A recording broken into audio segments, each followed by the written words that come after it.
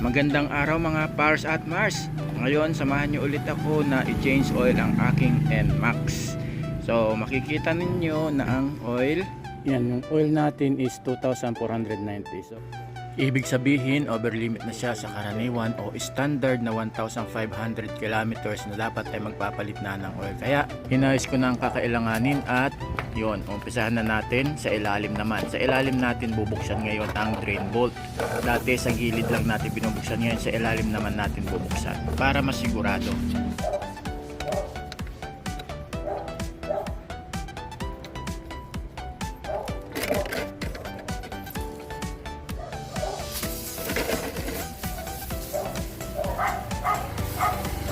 Ingatan natin na mahulog yung bolts niya, yung drain bolts niya at saka yung spring at saka strainer na maliit niya dito sa loob.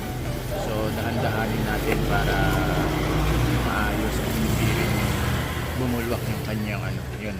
Medyo tumapon na nga yan mga Mars at Pars. Pero yun nga, syempre inayos natin kasi marumi. Pagka ganun, kakalat yung oil. Ayan o, ayan yung natin. Ang dumi o, tingnan nyo, ang dumi talaga. Yun. Hindi ko nakuha yung spring at saka strainer na iwan sa ilalim. Ayan o, ayan. Yun. Ayan o.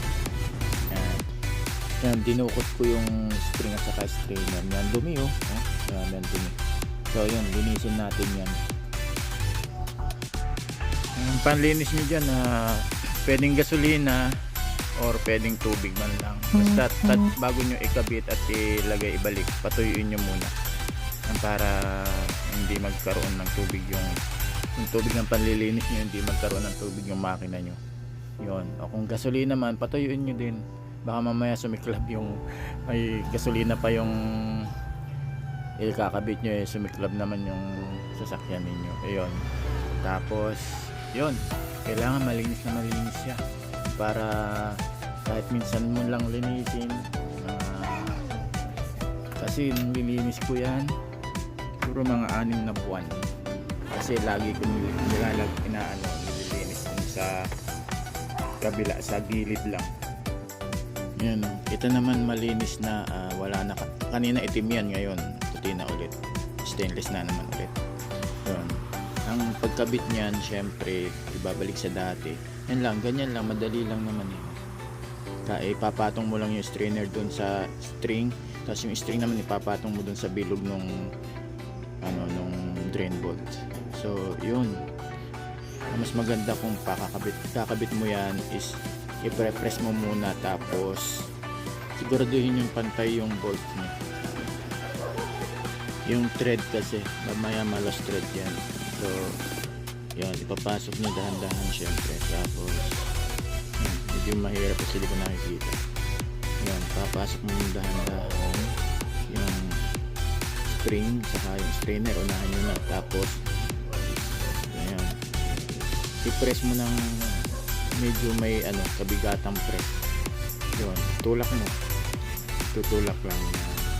Tapos ikutin mo dalawang kamay para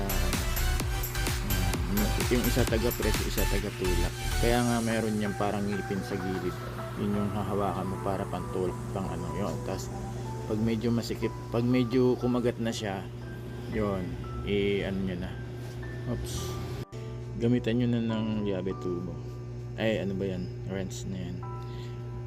Yun, tapos yun, huwag nyo lang sisikapan masyado.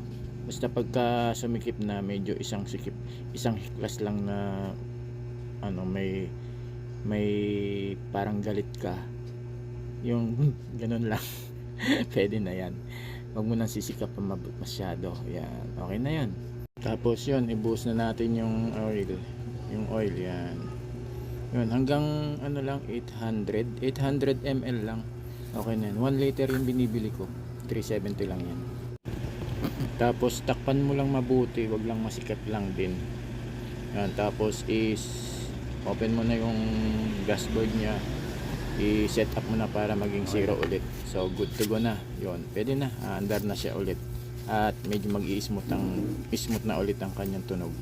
So yun guys, parang ma'am, Pars and Mars, thank you sa panonood at sana meron kayo natutunan.